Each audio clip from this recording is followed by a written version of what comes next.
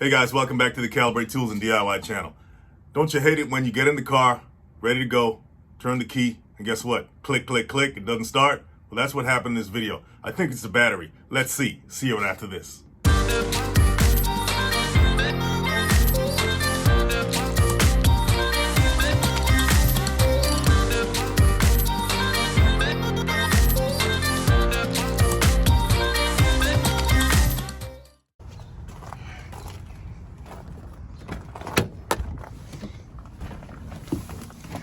All right, guys.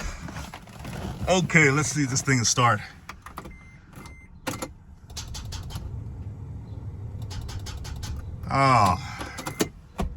Looks like the battery's out. Let's check it out.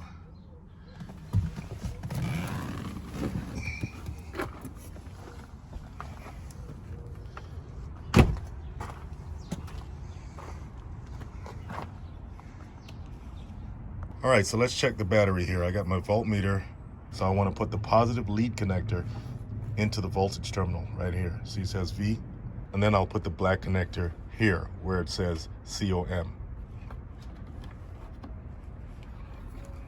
I got the voltmeter set on 20 because that's all we need. We don't need to go above 20 because a car battery, only needs about 12.6 to 14 volts in it.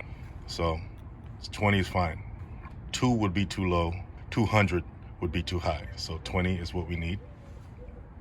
Now obviously this has to be cleaned off, all that oxidation and stuff, but I got my brush for that. We'll take care of that in a little bit.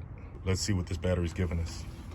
I'm gonna put my red positive onto the red terminal of the battery, and I'm gonna put the black onto the negative.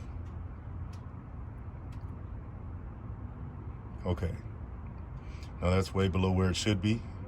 It should be around 12.6 and up. So we gotta charge this thing.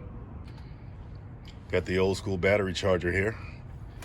This thing is over 20 years old, all right? Has the positive and the negative clamps. And we're gonna hook those up right now.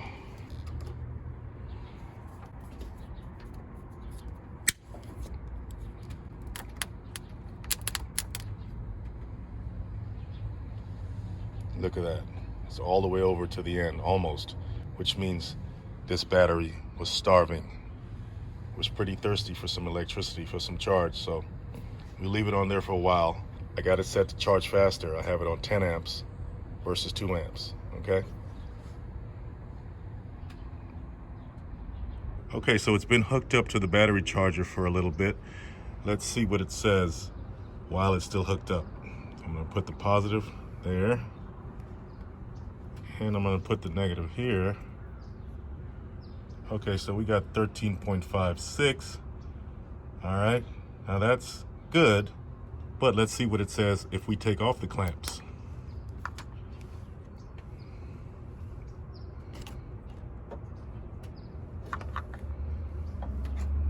All right, let's see. Yeah, okay. That's okay now, but I'm gonna leave it on there for a little while longer.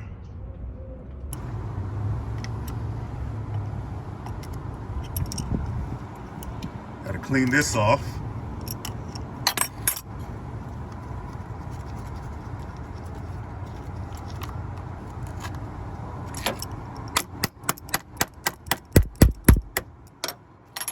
Now the positive terminal on a car battery can get corroded for many reasons.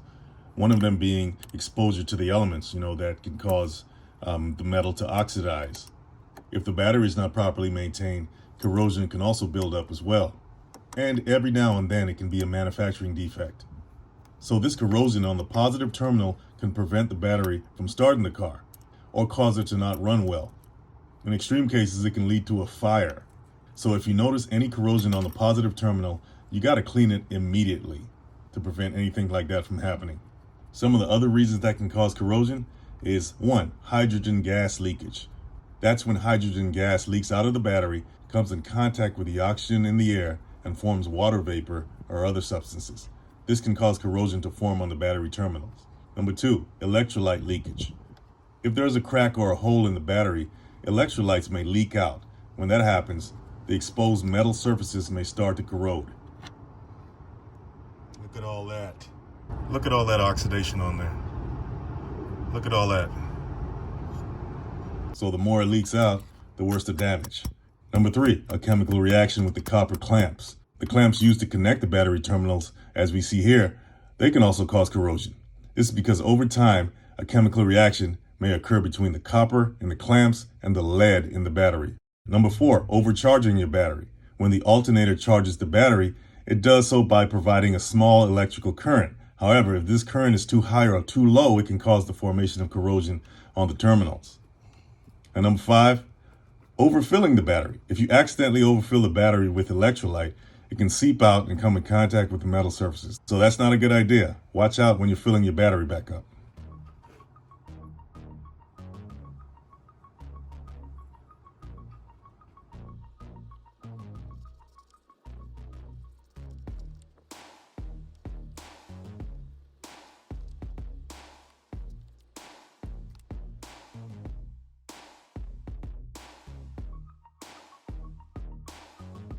So remember, rusty battery terminals provide poor contact and can lead to vehicle breakdown.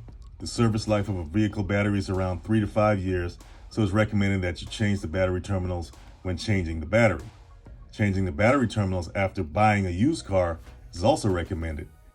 One of the ways that you can clean your battery terminals is with baking soda and water. That's right, baking soda and water. Just mix the two until you form a nice thick paste. Then use a toothbrush or something like that to scrub away the corrosion. Once you're done, just rinse the terminals off with clean water and dry them off. But what if you don't have baking soda around? Well, if you're a soda drinker, you can use the carbonic acid in soda to clean the corrosion off your battery. Just pour the soda on the terminals and use a scrub brush or a sponge and just scrub away the corrosion. And like you would do with the baking soda, just rinse it off with clean water and dry them off. And if the corrosion is really bad, you may have to soak the terminals in baking soda and water for a while, maybe about 20 minutes, and then rinse them off and dry them with a cloth. Also, they have anti-corrosive sprays you could use. They're on the market and they can protect the battery terminals from corrosion. These sprays form a barrier between the metal and the electrolyte, which prevents corrosion from forming. And a more permanent solution is the installation of copper compression terminals on your battery. These will create a tight connection between the terminals and the cable, which will prevent corrosion from forming. Just make sure that your battery is properly charged. Overcharging it or undercharging it can cause corrosion. It's also best to keep an eye on the charging system to make sure it's working properly.